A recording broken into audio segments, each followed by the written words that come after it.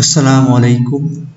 আজকের ভিডিওতে আমরা নন এগ্রিকালচারাল টেনেন্সি অ্যাক্ট 1949 এর সেকশন 9 নিয়ে ডিসকাস করব।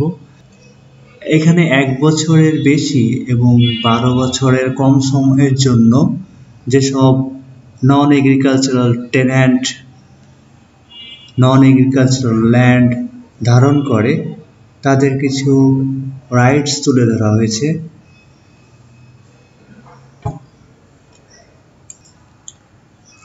বলবৎ আছে এমন কোনো আইন অথবা যে কোনো কন্ট্রাক্টে যা কিছুই থাকুক না কেন, যদি কোনো নন এগ্রিকালচারাল টেন্যান্ট 1 বছরের বেশি এবং 12 বছরের কম সময়ের জন্য কোনো নন এগ্রিকালচারাল ল্যান্ড ধারণ করে, তাহলে তাকে ওই ল্যান্ড থেকে উচ্ছেদ করা যাবে না স্পেসিফিক কিছু গ্রাউন্ড ছাড়া, এবং তার এই যে টেনেন্সি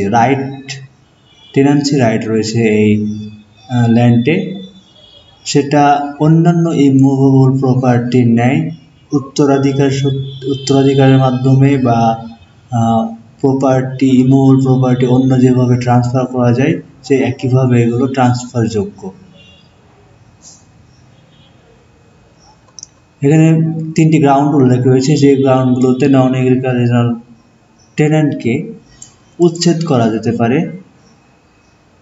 তার মধ্যে একটি হচ্ছে সে যদি এমনভাবে নন এগ্রিকালচারাল ল্যান্ড ইউজ করে যেটা সেকশন 4 এর ভায়োলেশন, অর্থাৎ সেকশন 4 এ কোন কোন উদ্দেশ্যে নন এগ্রিকালচারাল ল্যান্ড ইউজ করা যায় সেটা উল্লেখ রয়েছে।